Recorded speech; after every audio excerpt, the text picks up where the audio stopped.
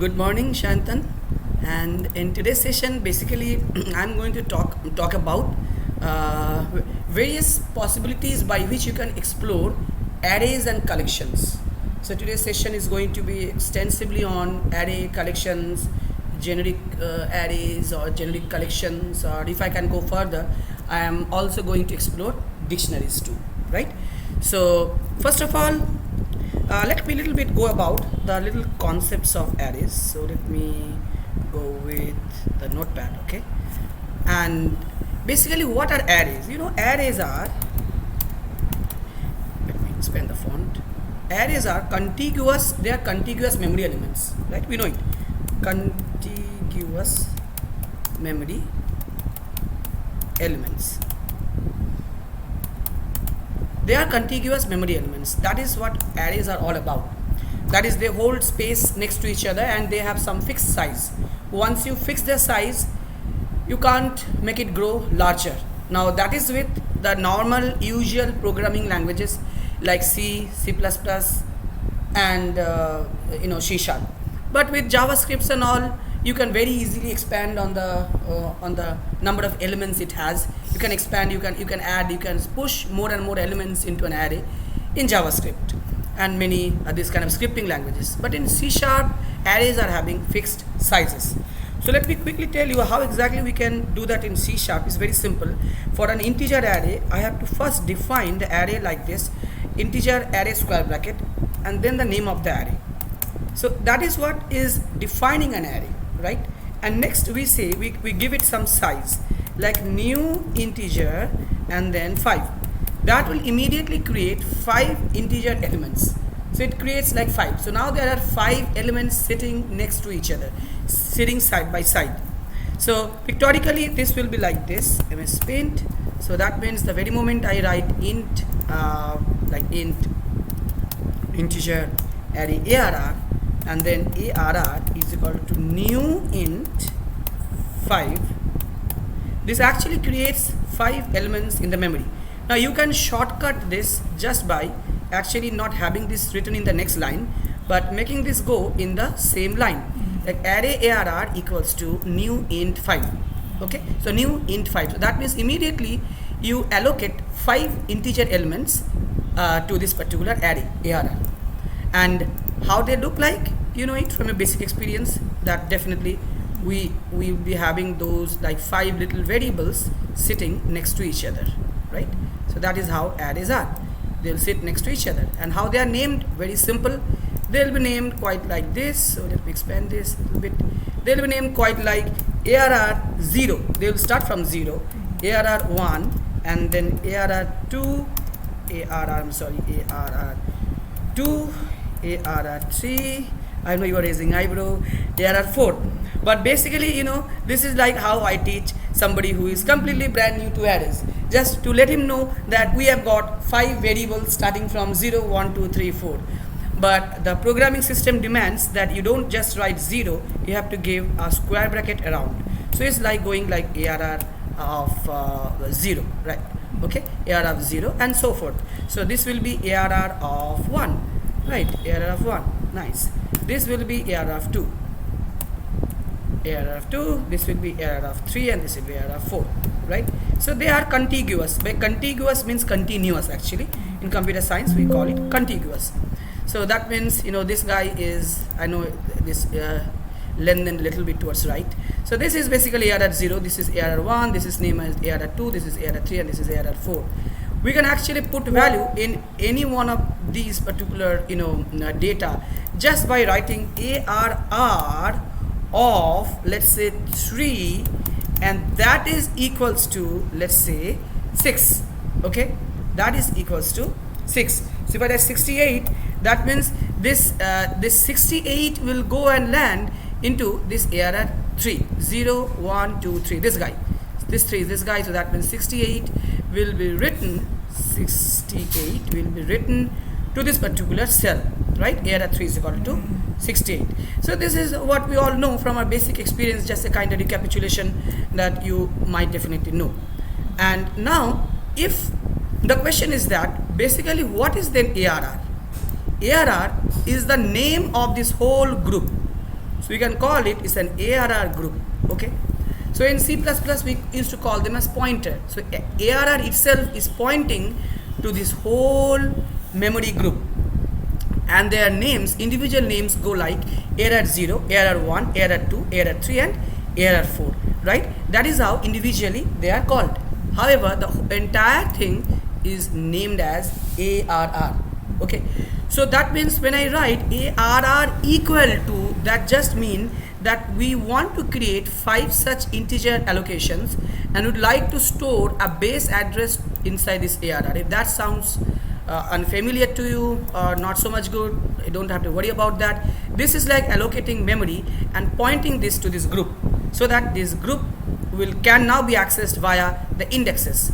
And you know it from your understanding, maybe that is ARR, I can just write anything in here, ARR I, and I can just have any value. So if I write I is equal to, let's say 0, and if I try to say ARR I is equal to 80, what actually happens is you happen to store 80 right in the first cell, because I is 0, so ARR I will definitely be ARR 0, right? So that means you actually refer to this variable, and you are going to be storing 80 inside it. So this is going to be storing right here 80 right here, right? So it is going to be stored right here. So I is the index, so we can access the group by an index, and we can basically the index can be any variable. You can name it I, J, it's up to you. And we have to be creating a variable before we use that. So int I equals to 0, let's say. And then if I say ARR I is equal to 80, then basically 80 will go and land into ARR of I, which is ARR of 0. So 80 will go and will be saved there. So if I next write I++ for any good reason, and if I write ARR I equals to maybe 75, so that means I++ has increased the I by 1, which is now the current value of I is 1. So ARR I means ARR of 1. So that means you refer to this variable, right? Because this variable is referred as ARR 1, and you are storing 75 into it. So that means 75 will go and land into this particular cell, right? This is very fundamental, very basic, but I just wanted to recapitulate a little bit. Okay, so far so good. But the only problem with arrays are, once we allocate some space, we cannot stretch it out. And the best point of an array is it is fast to access because the cells sit side by side, right? But as against this, there was a thing known as array list. The array list are internally, it's a data structure. What happens is we have elements, not necessarily that they will sit side by side. Maybe wherever they find like memory, they will sit. But the point is that everybody will point to its next member. Yeah, this member will point to this location. This member will point to this. And now you actually end up getting a lot of spaces. Let's say a little small example. Let's say you want to visit, you want to go for a movie alone. That's fine. You can book a ticket and you can enjoy the movie yourself. Let's say you and your friend would like to go for the movie. Now it is very much likely that 2 seats will be found side by side. Let's say 3 people want to go to see a movie. It's much likely to find 3 seats side by side. But what if you think that, let's say after a long time, you want some of your school friends would like to, let's say in a batch of 15 like schoolmates would like to have just a movie, right? You just want to see a movie. In that case, it is very unlikely that 15 continuous seats will be available in the movie theater. However, 15 seats are definitely empty. Somewhere definitely you will accommodate 15 seats, right? But you can't sit together, right? In that case, we will definitely use this kind of syntax. The point that I'm trying to mention is you still would like to know where your next friend is sitting so that you can communicate very easily. So every friend actually knows where is the next friend seat number is, right? Who is the next friend seat number, so easily they can access each other. But the point that I'm trying to mention is, let's say this friend is sitting right here. If I have to be reaching out to some friend, like let's say some arbitrary friend, I have to be starting from beginning and moving all across to reach that guy, because every guy knows the next one, so I can't just move directly to a particular nth cell or nth variable. But this is completely effortless with array. We know that I have to jump just 4 steps to reach here. So it's a direct jump. So array elements are accessible. It is faster to access because we know how much should be the jump to reach that particular array cell, right? So this is why arrays are much faster than internal array list. In fact, this is historically known as linked list. Like all the C++ C guys used to learn, they have their syllabus in their college and school, linked list, right? Linked list. The topic I'm just going to come up right next is the topic of linked list. And in fact, in JavaScript and all, there is no internal concept for arrays. You actually have linked list. So they have made things simple. You don't have to know what is the internal implementation. So you can keep on pushing more and more elements, and the data automatically comes and sits right next to the last element found. So linked list is what is now modern in a modern C# and Java language also. They call it array list. Okay. In fact, now they even don't call array list. Of course, Java do call array list, but in C# they just call it list. List. Right? List. Now there are differences between array list and list. I'm just going to cover right now. So my next step is to come up with the array list. But before I go, one small point that I forgot to tell you is, let's say we want to know how many elements are there. You might say there are 5 because you have already mentioned the data. But is there a way so that we can ask this ARR that how many are you? How many people you are? It's very easy. We can just write dot length on it. Okay. Just invoking dot length can get me the number of elements in that array.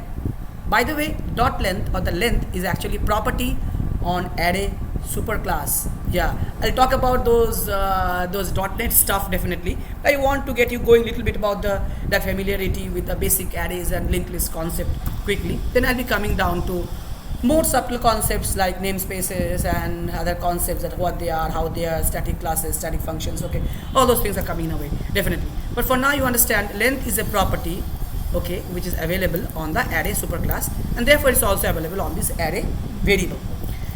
Okay, so much so good. Now let me fire up Visual Studio, create a new project. I have already created console application, so therefore I already have this console application folder, right? So we can just write console, and we can definitely get it right here, which is console.NET framework. This guy is this guy console. I should be typing in this. Where is this console? Not the .NET framework, but the .NET core stuff. Okay, console. Why isn't it coming? Yeah, this guy. Which supports C#, Linux, macOS, Windows, all of them, right? So we can either choose this, or you can also choose from here. Let me click next, and let me write. Let me give you a name. And this is session 2 for you.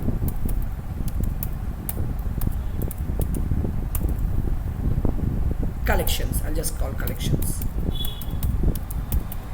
Collections, and I'll click next. Right? All good. I'm using standard .NET 7, and I'm really using top level statements, and I'm going to be creating create. Top level statements allows us to go in a traditional way, which writes public static void main everything, instead of just having direct code on your file, right?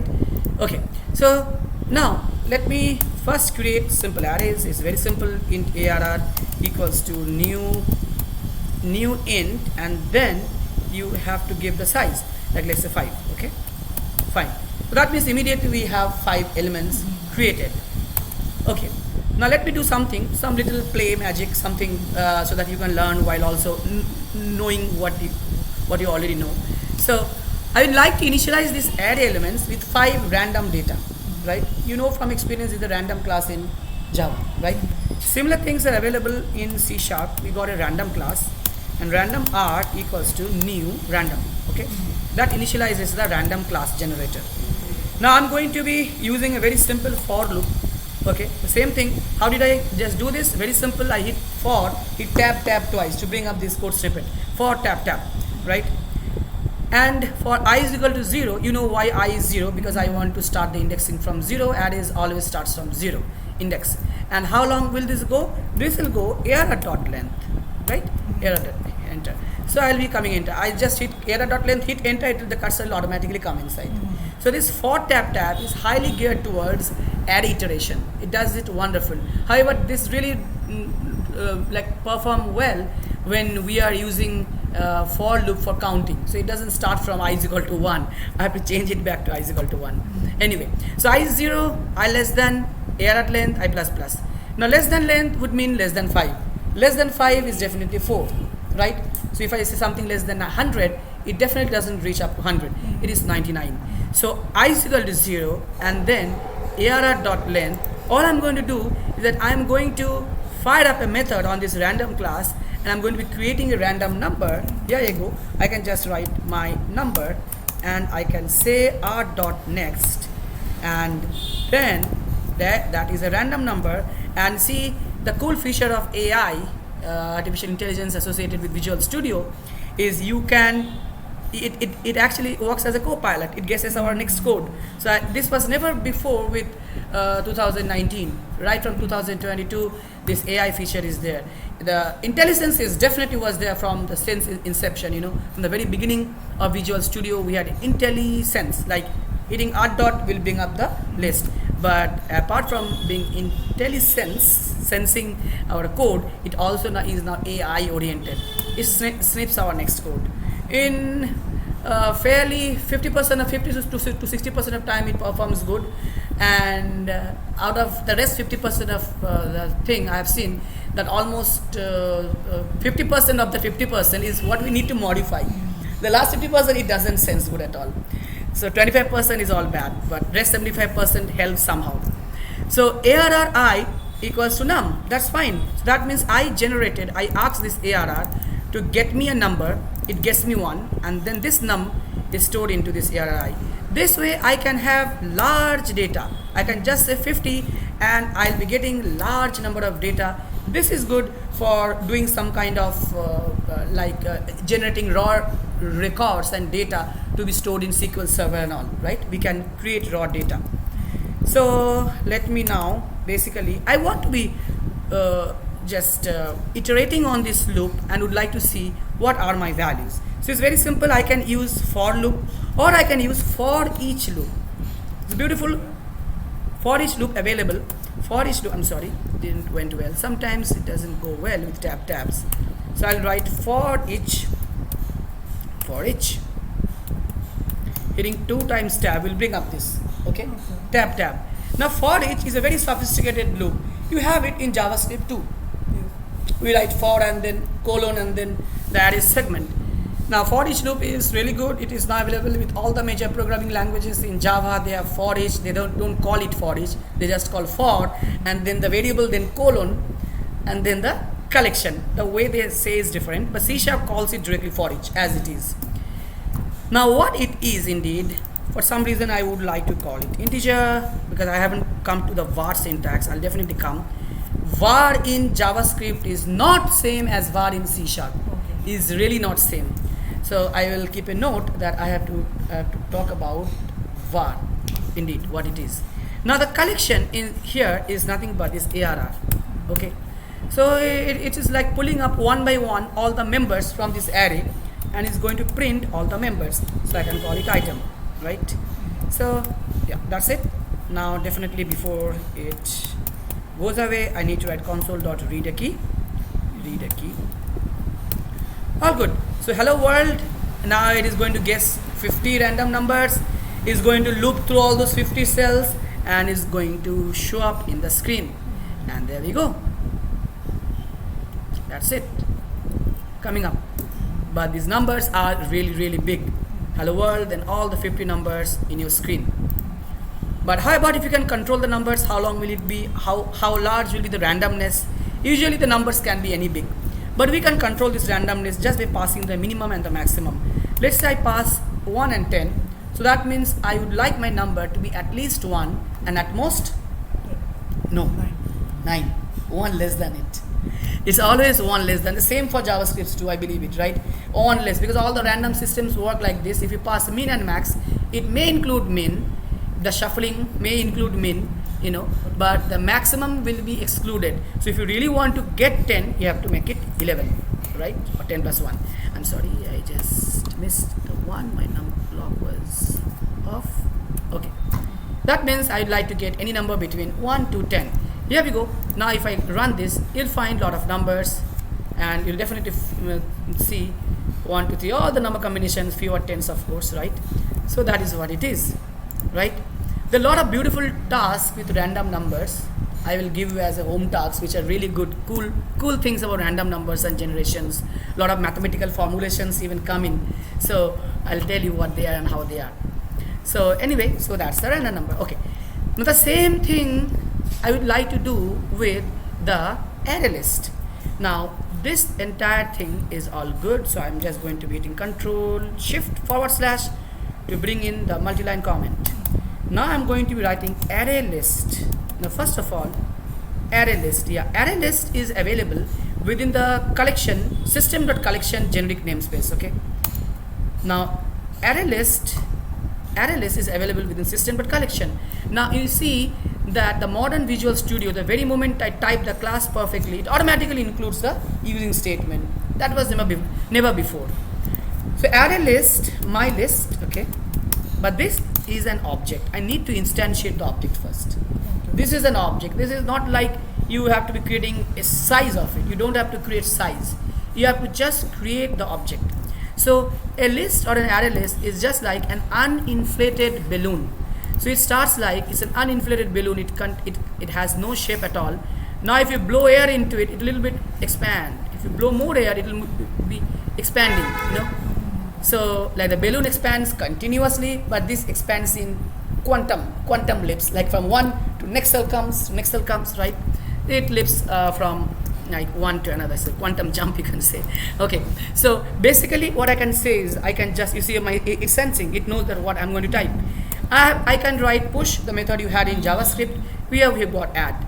So my list.add. Now let's say let me add 56, and it have to be add set. Now again it is saying I know, it knows that I may be adding another one. 78, good. And next day I add another one. Okay, so I have added a few. Okay, again it's saying things that I'll be adding, keep on adding. Okay, all right, another one. Okay, all nice so far, so good.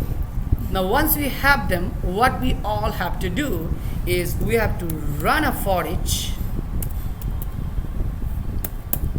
and then the same thing for each I don't like quite the idea of I don't like I would like to name it as item again. Yeah, item in my list, very simple, CW tap, and here you should have sensed is the item. So that means my list of numbers contains a few numbers. I iterated over it to get my collection printed. I can run it and it will work just like it, right? Now let me tell you one thing, the list works just like an array. So that means instead of using a for each, if we use a for loop, it's also good. So I can just write my list dot, we don't have a length in case of collections. Okay. We have count. This is the only thing where it varies. In fact, you could have also iterated the same way, for I less than arr dot length, and then print system.console write line arr of I. The same thing up here for int I is equal to 1. My list dot count, because it doesn't have length, it has count, and then I plus plus, and all we will do is CW tab my list I. The syntax is 100% same as an array. Alright, let me press F5 and you'll see all those values coming in a way. Wait, this is little bit of older way. Okay, I'm going to be showing a more advanced array list. Now why am I saying that this is an old way? Look at this magical thing. Control D. I'm going to be having an odd man sitting between them. Right, Shayantan. Now as I have Shayantan sitting right in the middle of so many numbers, you might feel yourself awkward sitting next to all those integers. So, but you see, this is what it is. If you print it, it will just show you right in the midst of those integers, right? So that means there is no check on what you will put inside this list. In most of the cases, we don't allow this kind of prank. We don't like this kind of thing that okay, suddenly bring up some other data type and push it inside. We might like homogeneity. Like we might want all the integers to be put, all the strings to be put. So you like to use this as a homogeneous collection, but this can allow heterogeneous mix, right? So you can see you can mix up data types any way you want. So the fact about add list is this is a flexible heterogeneous data type. Okay, it's a flexible because you can put as many as possible. It's a flexible and heterogeneous data type. Okay, if I spell it right, flexible heterogeneous list data type. List, suppose is list, but we don't like its heterogeneous nature. We want it to be homogeneous. We just don't want anything and everything to come in. Now if I really put anything and everything, the question is how do I add these numbers? Like let's say I want to be adding them. I just want to avoid adding Shayantan because this in no way looks like a number. How to add them? Add a list was the only choice of using a list all up to .NET Framework 1.1, right from 2.0 of .NET Framework, which was invented from 2005. So right from 2005, .NET actually got a boost, and a major boost was received once .NET Release 2008 having 3.5 version. 2008 or 3.5. Know this, from 3.5 version, .NET is much the same. It has got lambda expression, link statements, and from 4.0, the super advanced things like parallel task processing, async await keywords, they have come. So that means from the .NET 4.0 up until now is all the same. So 2.0 was a 1.0 and 1.1 was a startup version. And then 2.0, like generics came in. I'll tell you how these were replaced by a more like homogeneous type using list generic type. I'm going to be coming there right next. But from 3.5 we got a lot of things like lambda expressions, links, extension methods and all. We started back in 2008, almost 15 years back, right? And then from 4.0, which came in 2010, then modified in 2012. Okay, then 4.0, 4.1, 4.2, 4.5, 4.6. The last stable version of .NET Framework is 4.8.1, right? And Microsoft don't want to move above that framework anymore. Microsoft would like to continue on .NET Core tracks, right? So therefore we are on .NET Core tracks. So .NET 5 is actually .NET Core. There is no .NET Framework component in there.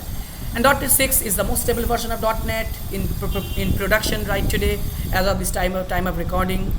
And .NET 7 is what is out in market, and .NET 8 which is in beta stage, right? Wonderful. So .NET 9, 10, 11, by the time you will be listening back to this video, maybe .NET 12 will be coming up and more things will come up. But remember the .NET 4 is the defining situation of .NET. From there, the defining moment of .NET, where the .NET got a lot of things from that version, .NET Framework 4.0. All good. So now, what I would like to do is I like to add these numbers, selectively stepping out everything that is not an integer. How can I do this? This will print all of the numbers. So CW tab, print all my info, all my items, right? This is where I'm printing all my items, and now I like to selectively print all my integers. Now CW tab, oops, I'm sorry. First of all, I'll print it. If I can print, of course I can add them. So print selectively, print all my integers, my friend. Okay, now how do I do that? Well, I'll start off with the same thing. It's up to you which one you use, either the for each or this guy. It's up to you. Let's say I'm using for loop. Okay, but just before I print it, I have to look on this my list I, what is it? And there is a very important thing in .NET known as reflection, which is what you might not be aware of. Reflection in .NET. Reflection actually helps us to understand what type of data are you? I mean, the variable is. What is it? What kind of data is it? I think in JavaScript also we got like reflected keywords. So here, type of, very good, thank you so much. So here the same thing. So JavaScript is no less powerful. JavaScript is really very good, definitely. But of course we don't use it so much in object-oriented way, and these are regular object-oriented programming languages, C# and Java. So we will use definitely 100% right. So I'll use that my list I is, C# is easy, is int, and that's it. Is int. So my list I is int. If it is int, okay, it is highly advised that even for one line you put a curly braces, even though it is not necessary. Now if I run it, you will really see all the integer guys will print right here selectively, right? Brilliant. But now the question is how to add them. Well, to add them, from experiences, you can just have a sum variable in the top, and then I'll go on adding them. As I print them, I'll keep on making a cumulative summation. So I'll just write sum. No, see, this time it is not sensing good. I plus plus sum plus plus. Bad. So this falls under the 25% bad thing. So sum equals to, now it understands. Yeah, just writing sum equals to, it understood what I have to do. But it is too far ahead. It didn't let me to teach. In fact, people will not do this. People will just write sum is equal to sum plus my list I. This is C#. Yeah, I mean it. This is C#. So C# is type safe. This is also Java. Whatever you're learning is actually Java too. Java is type safe. In Java, we just write instance of keyword. Instance of keyword. Same as C#. Java, C# are like cousin brothers. They are just same. If you learn one, let me tell you one thing, brother. If you learn one, in no time you can do projects, handle projects in another one. It's like a piece of cake. It's very simple. So my list, they look just the same. My list I, if it is my list I is integer, then of course we printed it. But unfortunately we can't do this. Now why can't we do this? Understand one thing, that if you put something in the my list, they are all of a very, very general type object. So they are in general type. They don't have a particular type. So when you put 56 into this my list, it comes and sits as an object, right? It comes and sits as a guest. Like there are a lot of guests. Like let's say you are welcoming guests on your list on your birthday. So you got a lot of guests. Now few guests are your friends and few guests are your own family members. Maybe your dad is also your guest, but he's a special member. But you called your dad and he's also your guest. Your mom is also your guest. But they are all guests, treated similarly. They are all guests. So they are welcomed as a guest. But now you can do some distinction. Like, are they my family members? Then I'm going to be doing something special with it. So what I'm going to do is that since it returns an object type, you see internally they are all object type. So if you look at this, add function always takes object. It always expects a guest. It doesn't matter what kind of guest he or she is. It's already a guest. Right from your friend to friend's friend to your nearest mom or dad, they're all treated as guests, right? So now I need to be converting this. Now this is a very important thing in C#. This might look simple, but this is really you need to understand. This is a casting. You are actually unboxing. C# always calls this casting, but the actual word is unboxing a particular type of data from an object counterpart, from object. Okay, so you are basically unboxing out. Like let's say there's a phone you have purchased, you ordered a phone from Amazon and it reached your home. Now you are unboxing it. You are unwrapping it. So you can't see the phone inside. You have to unbox it to get your phone out. So basically the integer data was hiding inside. You have to unbox it. So this is unboxing. I'll call it unboxing. To get this out. Now there is a green squiggly. I am not going to explain you why this is really so at this point of time. All I'll tell you, if anything of this kind of thing comes in a way, this is like unboxing is possible, unboxing a possible null value. If any time that something of that sort happens, you do one thing. In fact, I'll always tell you to do one thing. The very moment you start creating a new .NET Core application, come to this solution at the top, double click on it, and there is a nullable, it says enable, just write it disable.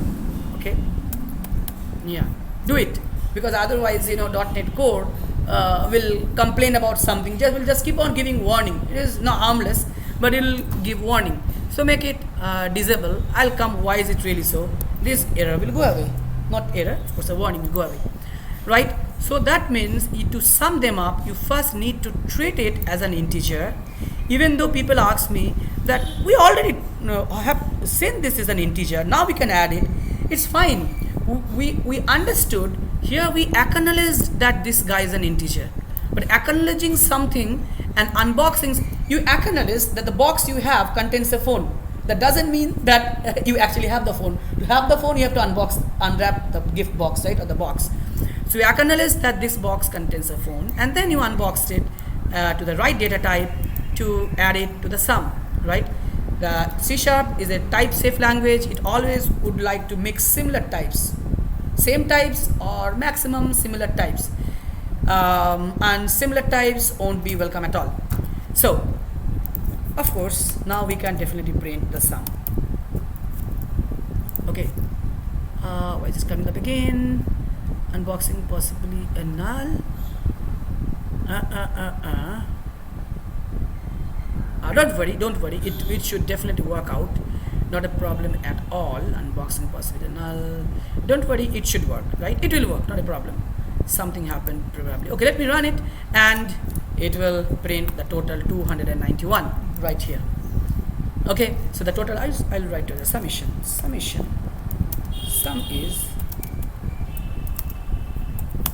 291, right? Prints the sum effortlessly. I don't know how it came, though, that green mark.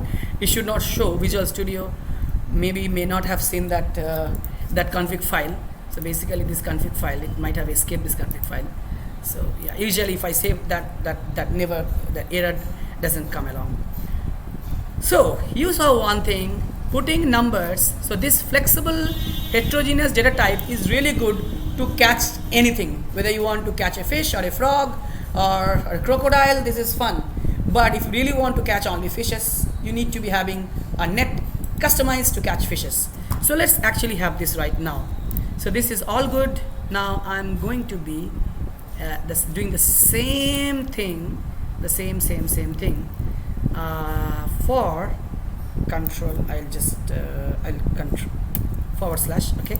So this is just another, sorry, something happened, just a second. Yeah. Okay, so this is another part. I should see here, yeah. So everything from here to here is another section of code, So all from here was one section A, and this actually multi-line comment is good. It actually helps us to understand how long is a section. Yeah. Now let's come to the world of right now, the thing that you'll be doing. But understanding these fundamentals, the history is really good. It really gives you a nice understanding that which is what you're going to use at what time. So now I'm going to definitely write list. Now I'm interested in list of, let's say, integers. So I'll type list of integers, and then I'll say ints. Okay, I'll call them not ints but my list again, because I'll copy and paste section of code and new list of integers. Fantastic. And now I'm going to be adding them all to the list, and you'll see it will be showing an error right here because it doesn't like this data, because I've defined this list as a list of integers. So this has to be storing only and all integers. In fact, if you write an add method and if you give this bracket, you'll automatically see that it is asking for an integer. So if you write 3, okay, now I have to be asking a question. First of all, let me comment this part. If I add 3, will it be okay? It has to, because it's an integer. If I add 3.5, will it be okay? No, because it's not integer. Now it becomes float. Now it has not float, double. Yeah. I'll tell you one more thing, of course, like when to use floats and double. I'll just write it down. Float versus double. I just made a point. You need a very clear idea of when what is float and when something is double. I'll talk on it definitely. So you can see this my int and add 3.5, okay, and that actually is wrong. Yeah, now definitely it is wrong. It will bleed. It will say, hey, I'm not quite an integer. I can't be casted in there. Now, if I say 3.0, Still a float. still a float. Sorry, double. Still a double. Yeah, it will still bleed. So it is, to a mathematician, to a mathematics teacher, it is definitely quite an integer, because 3.0 is nothing but an integer. It don't have anything in the mantissa part, in the decimal part. But it will not be liked by computers. It will say, hey, 3, come on. Is actually by nature it is it's a double, so it cannot be put inside this. There's a little small things I just like to clarify on a way. So okay, now a little doubt about floats and double. This is a subtopic coming up here. Broadly in computers we got two kinds of information. One is where we put information in a raw way. We call it literal. It's a very basic one, literal. We teach it in the first session of coding, but just nevertheless telling it once will be good. And the second thing is variables. Literals and variables. Examples of variables are like x, y, z, maybe integer x. And example of literals are anything that is a number, anything that is a fixed, just a literal data. The 23 is a literal, 23.6 is a literal, and Shayantan is a literal, right? True is a literal, false is a literal, right? So these are literals. Now the point that I'm trying to clarify is every literal is somehow associated, attached with a corresponding data type. Every literal. Maybe this is a very small number. We have got a more robust cousin of this int is short int. Short. There's a short type, short y. But this will not be short by default. It will be int by default. So this data type will be integer by default.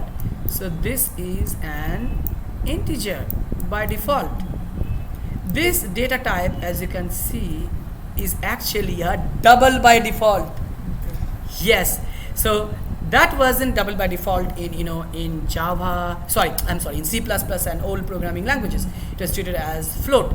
But in Java and C# and in more advanced programming languages, any decimal numbers, even if 23.0, will be treated as a double, right? So they are all double, my friend. And this is, it's a string.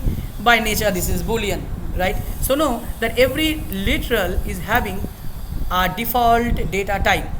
Now the question is, let's say I really would like to store 23.3 right inside a floating point variable. Like let's say, so then can we say that the float data type is discontinued? No, it's not really so. We have a lot of float usage.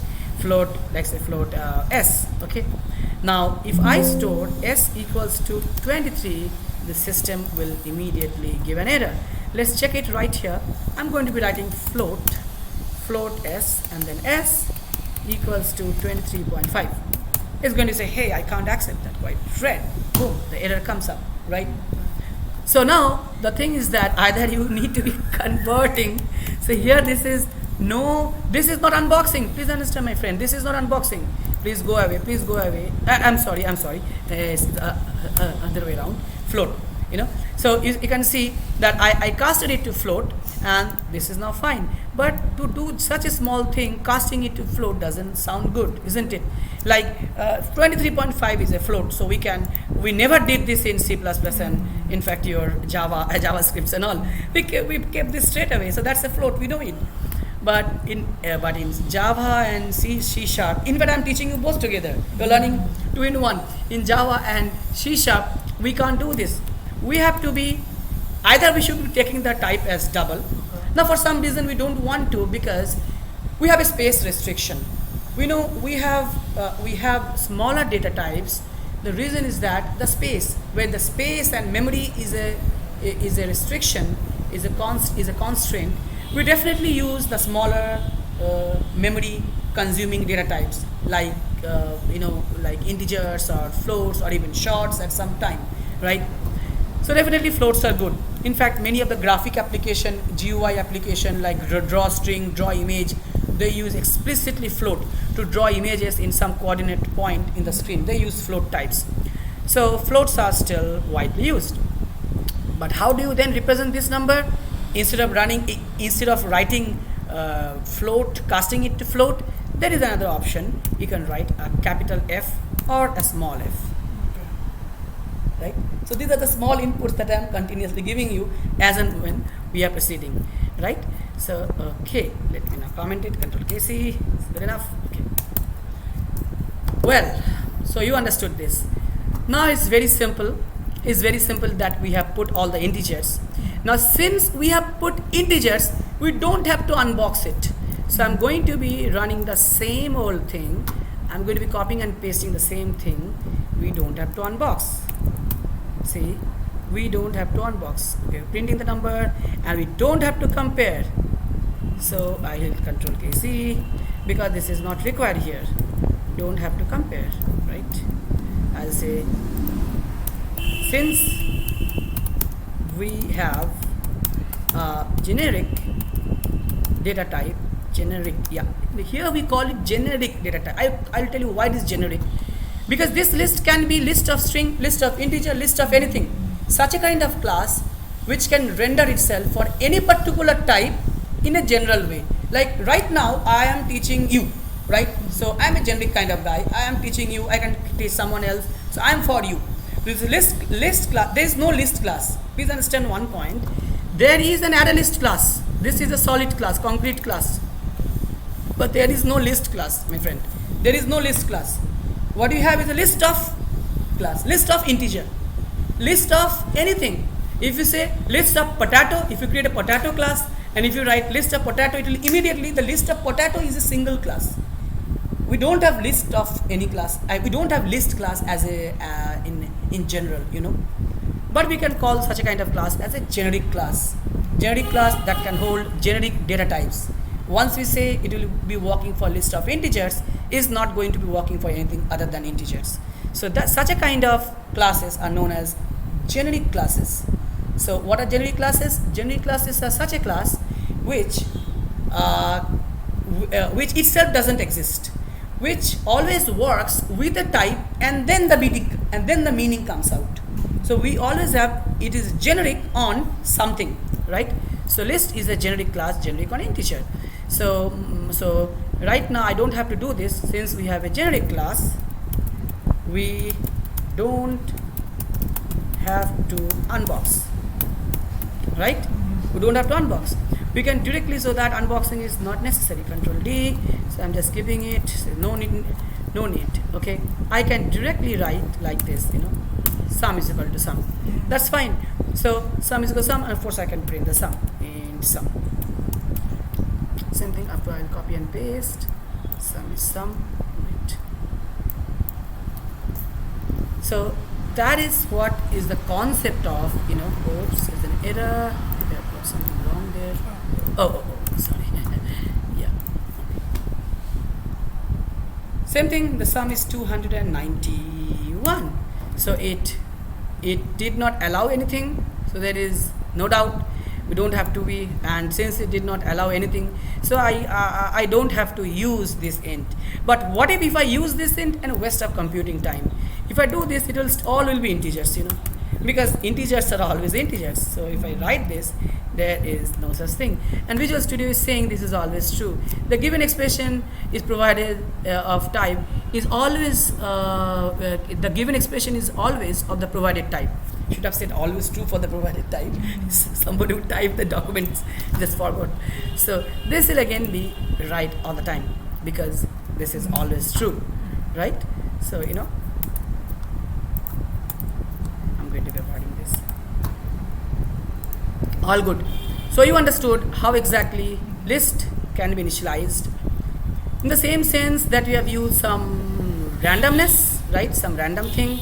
We can use the same random thing out here. Control KC. Yeah, Control KC here because I just want a part of this actually. Control KC, and of course I can decide how many randoms to decide, and then those many randoms I'm going to put. So that means there are 2 times randomness. Int num equals to number of numbers, count, I should say, count equals to random class random. I think I have commented that random right here. I can put this random right in the top so that we can use it all through, right? So random dot next, I want to have a number anything between 10 to 20, just anything between 10 to 20, and then a for loop. Now of course here I would like to start from 1 up to that count, because this is a counting number. Now I have to be giving less than equal to. That means I just want, okay, let's say 15 numbers I want, 15 random numbers I want to generate. So what I'll do very simple thing. I'll just say my list dot add, of course not I didn't, so it's almost like 75% okay. I'm sorry, like not so much good.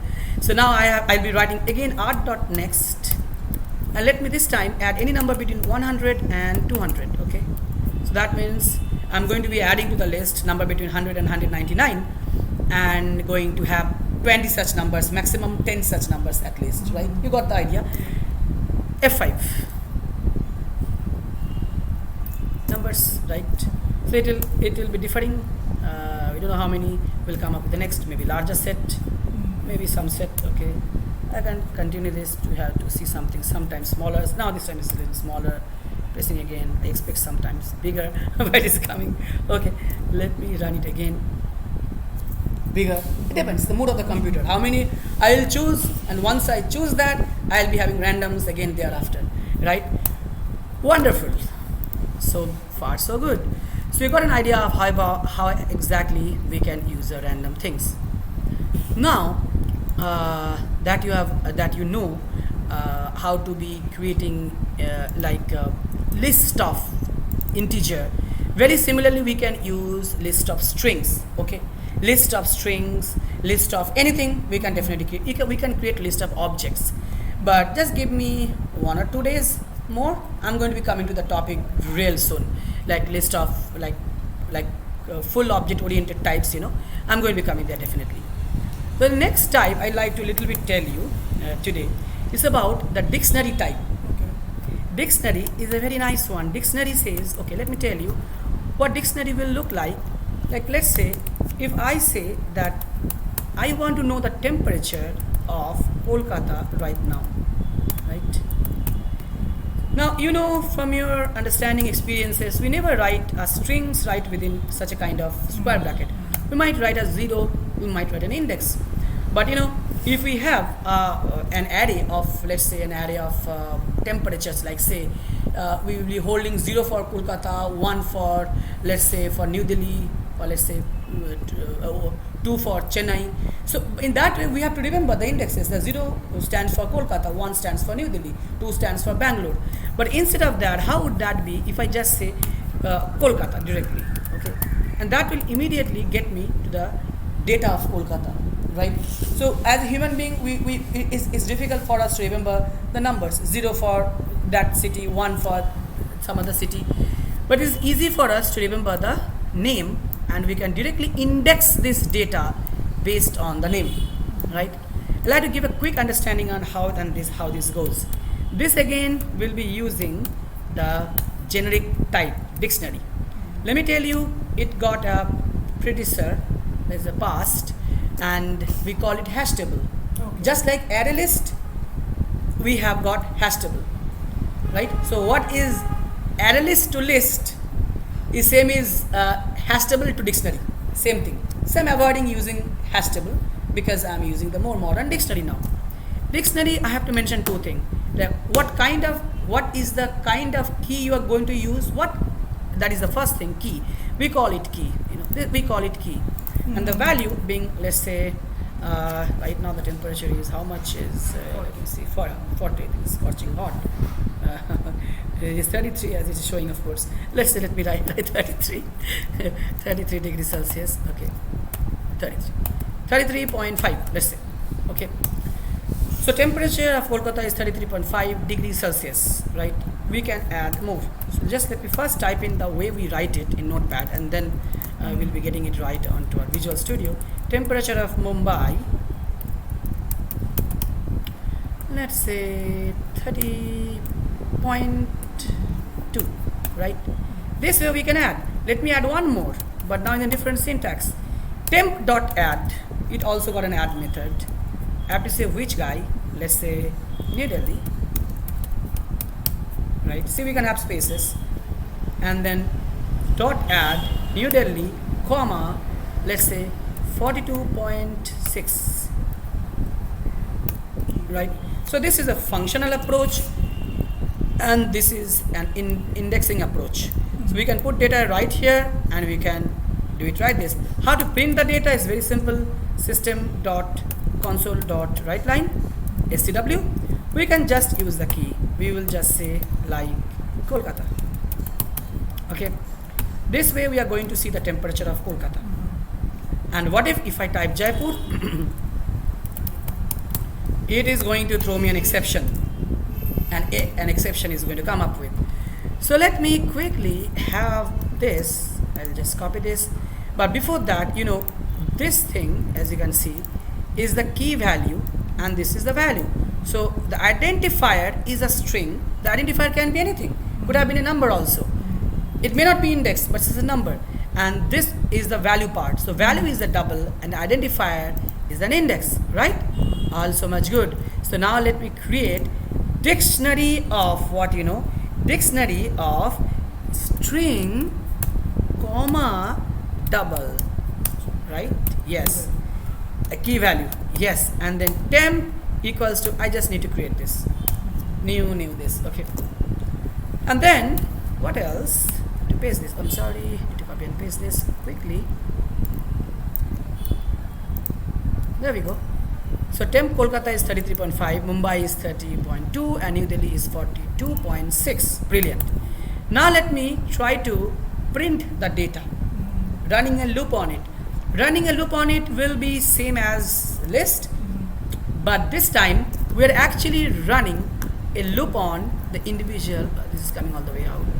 So we need to be running a loop on those individual key pairs. We can't just run. We can run a loop only on keys, only on values, and on the key pairs. So that means on a dictionary, we can run a loop only on keys to know my cities, only on values to know what are my temperatures. We don't know which city is corresponding to that. And by default, we run a loop on the key pairs as a whole. Key pairs can look like this, It will look like, I will get another screen, or maybe this one. Okay, let me delete some part of it. Oh, it here itself. Okay, so key pairs are like this, some oval shaped key pairs. Oops, key pairs look like this. So a key pair, this key, there will be a key part, there will be a pair part, the value part, key value. So this is the key value, and then we have lots of them. So this is one key value, we got the second key value, we got the third key value, and likewise. So this entirely is one key value object. It has a key part and it has a value part. So as a whole, this is known as key value part, right? And we will be iterating over to these ovals, and we'll be discovering the two components of these ovals, key and the value. Let me show you how to do this. It's amazing and simple. We'll run a for each loop on it, for each tab. I'll call this item, no problem. Okay, I haven't taught you till now what's actually var, so I'll keep var. Now there are some time I'll tell you what this var is. You'll actually understand right here itself. Let me continue and write temp. Okay, now see, it automatically, see, if I don't write var, you need to be specific that what kind of data type would that be. This is basically a key pair value. If you don't write this, I need to write it's a key pair of string and double. So you save a lot of your keystrokes and typing just by typing a var. But let me tell you, var doesn't mean it's a variant type or it's an object type or any type. Var means var means I'm telling compiler, Mr. Compiler, listen carefully, I'm getting lazy. I'm giving an example of var right now. Mr. Compiler, I am getting lazy. I have a value like 79, and you please decide what it is. I don't understand what it is. So you decide what it is. So it will immediately understand, oh, that's fine. From your data, from a literal, I understand it's an integer. I just previously told you that every literal is having a default data type. Right? Just looking, so that means its type is still understood. If I hover the mouse cursor, it shows it's an integer. If I just put a .0, I'm telling Mr. Compiler, I don't want to write the whole DOUBLE. You infer from my typing, and this becomes a double, right? So this is what it is, and this works in two steps, in two scenarios. One, you initialize the value right here, or when you are using for each. Because in for each, you are looping to certain collection, and when you write var over here, what happens is automatically it understands from this collection that what the individual item will be, individual items data type will be. It automatically gets it. One thing of caution is we can't write var w and then later say w equals to 90. You need to initialize, you need to do something with the var at the point of doing it. Right, so var is not a variant type. In JavaScript, var is just like anything you can choose. The compiler will understand what kind of data is it, right? So var is not like that in C#, right? So var is not a variant type in also, like we had variant types in Visual Basic. So var is also not variant type. Var means I am getting lazy, you decide what kind of data. It is implicitly typed data type. Var is implicitly typed variables. Now that you have understood what vars are, so these little things are gone. Now let me CW tab. The item, as I've told you, is a key value pair. You can still hover the mouse cursor, it shows you it's a key value pair of string and double. So as I've told you, it contains two parts. One a key part, another a value part.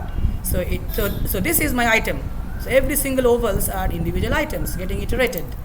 Now I can just write key to tell which key is it, and I'll say is having a temperature of item dot value, right?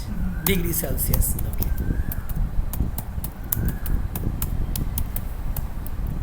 Wonderful. Press F5. This works. Brilliant. Now let's say if I CW tab one little thing, I just want to know that I want to forcefully say temperature of, if I say temperature of New Delhi,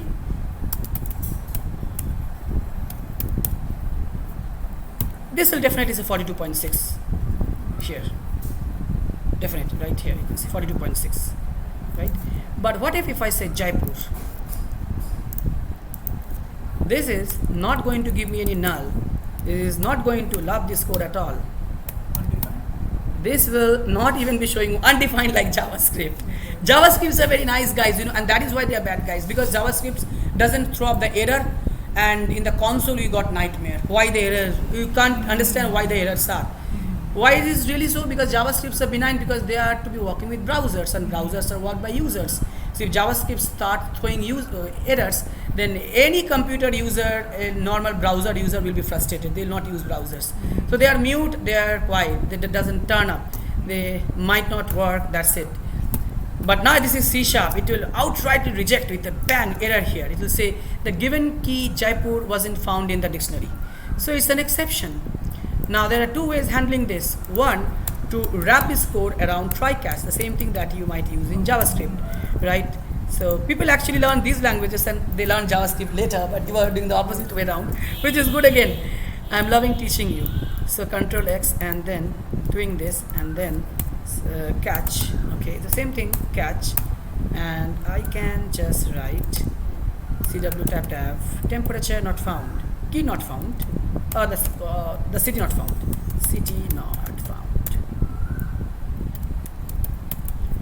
But there are some good reasons why you should not be using try catches more often, because try catches are a kind of resource oriented stuff for a computer system. Try catches cause a lot of resource to be used. For just one try catch, you won't see the difference. But if you run a try catch within in a loop, if I run this in 1,000 times within a loop might take 3 or 4 seconds even to execute, because try catch takes some good CPU time. So you should always not be using try catch. Try catch is like telling, okay, let us put the finger in fire, and if it burns out, then we will try some ointments on your finger, you know. So it's a kind of trying out something. If you fail, then do something else. But what about prevention? We have a prevention is better than cure. So instead of doing this way, I'll just hit Control K, see this. I'm going to be first be saying if temperature dictionary dot has contains key, I forget, has key, contains key, you know, not, I don't remember, you know, contains key Jaipur. So does it contain this key Jaipur? If it is, then I'm going to refer it. So this is nicely going to return you a false if it doesn't contain, right? So that's the beauty of this thing. So you should be using a preventive mechanism instead of a diagnostics mechanism.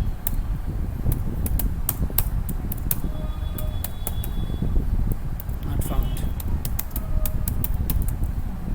Right? So 5 and show you quite that this will say that not found. Let us now do the last thing of today's session. Let us basically try to iterate only on cities. Show you how to do that. It's very easy. I can run a for each. Okay. For each. Okay. I'm sorry. For each tap. Yep. Tap. Now that you understand what vars are, here I'll say not for each on item. Rather I'll say for on the keys. So it got keys collection, values collection. Keys will expose all the keys array. See it exposes all the keys. And now I can just say oh my goodness, CW tap. Yep, the item. One good thing you are seeing that I'm using this item many times. It doesn't complain that you already have a variable defined in the top. This is because these variables are having inner scope. If this variable was outside, then it would have definitely complained me. So if you define a variable within a scope, it remains within the scope. Outside it even doesn't exist. So you can recreate it as many times you want. Right.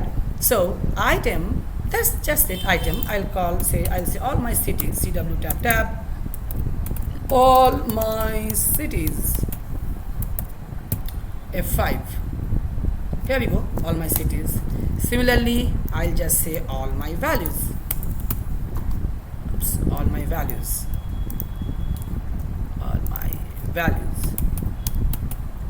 And instead of keys, I'll just turn to values array. That's it. You know, you're pretty much done with the dictionary, finished.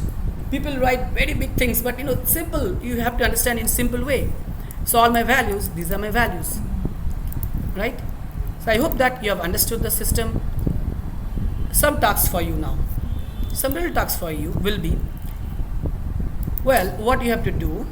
I'm going to just wipe out this because anyway you are actually getting recorded. So basically it's very simple task for you. You should be able to do this. You should be creating a system where I'm having a few names. Okay, you can note this, few names, strings, names. Instead of writing new string, then again new string 5, and then initializing all of them individually, you can basically also plug in data right here. You can also plug in data right here. This will automatically create and fix the size thereafter. It's not like a flexible. It's actually the compiler will look at the number of data like this. If I say, like, let's say Shudipto Shayantan,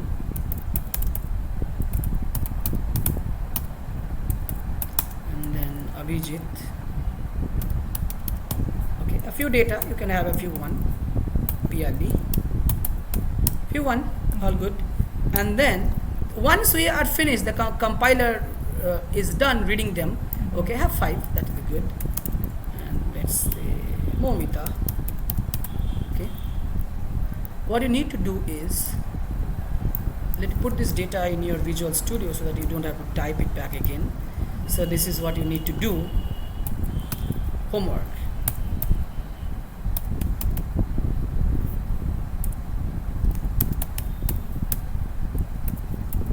Print, it's very simple, print a random name, a random winner. Like let's say there are 5 people, you want to say who is the winner. Like let's all of a sudden it came up with the answer like Shantan is the winner, right?